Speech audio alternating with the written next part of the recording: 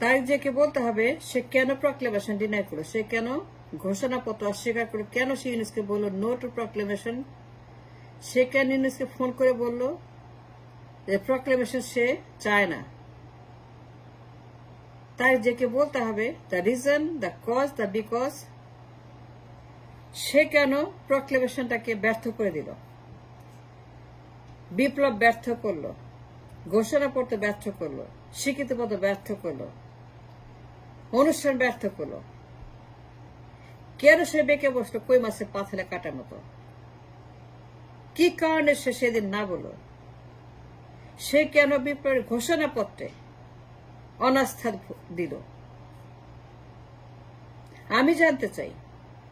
আর কেউ না চাক, একজনও না চাক, কোন লোক না চাক, but I have a very serious question, problem and a grievance and everything that I want to know, সে কেন প্রক্লেমেশন অস্বীকার করলো, বিপ্লবের ঘোষণাপত্র, বিপ্লবের স্বীকৃতিপত্র, বিপ্লবের জন্ম সনদ, বিপ্লবের স্বীকৃতির জন্ম সনদ, কেন তারেক জিয়া বিপ্লবকে স্বীকার করলো না, জন্ম সনদ স্বীকার করলো না, বিপ্লবের জন্ম সনদ অস্বীকার করলো, কেন সে বিপ্লবের ঘোষণাপত্র,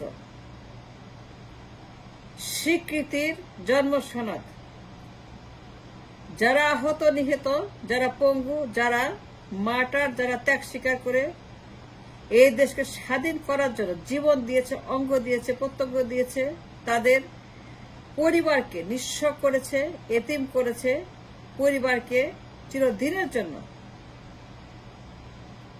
মাই question to mister Tarek Zia London থেকে, কেন সেদিন 31 ডিসেম্বরের জন্ম সনদ বিপ্লবের বার্থ সার্টিফিকেট ইউনুসকে ফোন করে কেন সে বলল নো, এর জবাব আর কেউ না চাক, একজনও না চাক, আমি চাই। আমাকে এটা জানাইতে হবে, আমাকে বলতে হবে, আমি as a citizen of the country, as a concerned people of the country, দেশের এক সচেতন নাগরিক, একজন অ্যাক্টিভিস্টের জায়গা থেকে my simple question to mister Tarek Zia, তারে বলতে হবে, কেন বলবে না, জবাব কেন দিবে না, সে কোন কারণে বিপ্লবের জন্ম সনদে বাধা দিল, সে কি চিন্তা করে ইউনুসকে বলল no to the birth certificate revolution, বিপ্লবের ঘোষণাপত্র, স্বীকৃতিপত্র, জন্ম সনদ, বিপ্লবের the child born, newborn child, একটা বাচ্চা হয়েছে বিপ্লবের পরে, একটা নতুন বাচ্চা হয়েছে, জন্ম হয়েছে বিপ্লবের পরে, 36 দিন রক্ত দেওয়ার পরে একটা বাচ্চার জন্ম হয়েছে, 36 দিন রাস্তায় নেমে মানুষ রক্ত দিয়েছে, অঙ্গ দিয়েছে, সবকিছু তারা দিয়ে দিয়েছে নতুন দেশের জন্য, ফ্যাসিবাদ মুক্ত হওয়ার জন্য, এই মাটিকে সন্ত্রাস মুক্ত করার জন্য, ফ্যাসিবাদের রুট আপরুট করার জন্য, যে মানুষগুলো রক্ত দিয়ে রাস্তা ভিজিয়ে দিয়েছে, যে রক্ত থেকে জন্ম হয়েছে একটি শিশুর 5 August, a newborn child, the child is born from the womb of the revolution, বিপ্লবের গর্ভ থেকে, বিপ্লবের পেট থেকে একটা শিশুর জন্ম হয়েছে, তাই একটা জন্ম সনদ দরকার, বার্থ সার্টিফিকেট দরকার। The most essential need, birth certificate for the child of revolution, the mother of revolution, এটি সফল বিপ্লব, এটি বাংলা বসন্তের সফল, অত্যন্ত সফল, ভয়ঙ্কর রক্তাক্ত বিপ্লব, যেটা 5 আগস্টে শেষ হয়েছে। সেই বিপ্লবের জন্ম সনদে তারেক যে কেন বাধা দিল, কেন নো বলল, ইউনুসকে কেন বলল no to the birth certificate, Tarek জিকে ব্যাখ্যা করতে হবে আমার কাছে, আমি জানতে চাই সে কোন সাহসে, কি কারণে, কোন অধিকারে প্রক্লেমেশনে বাধা দিল, ঘোষণাপত্র ডিনাই করলো, জন্মসূত্র অস্বীকার করলো। 31 ডিসেম্বর 2024 সাল সমন্বয়করা আয়োজন করলো শহীদ মিনারে।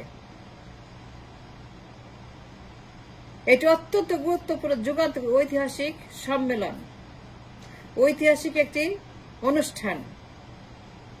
বিপ্লবের ঘোষণাপত্র ঘোষণা হবে, বিপ্লবকে প্রাতিষ্ঠানিক রূপ দেওয়া হবে, বিপ্লবকে স্বীকৃতিপত্র দেওয়া হবে, বিপ্লবকে স্বীকার করে নেওয়া হবে। যারা জীবন দিয়েছে, রক্ত দিয়েছে, হাত পা দিয়েছে, চক্ষু দিয়েছে, জীবন দিয়েছে, পরিবার দিয়েছে, সবকিছু ত্যাগ স্বীকার করে যারা নতুন দেশের জন্ম দিয়েছে, সে সমস্ত বীরদেরকে সম্মান জানানো যা আমাদের দায়িত্ব। সমন্বয়করা অ্যাজ এ হোল যে অনুষ্ঠানটির আয়োজন করেছে শহীদ মিনারে, পুরো দেশ সেদিন অত্যন্ত উজ্জীবিত, এক্সাইটেড।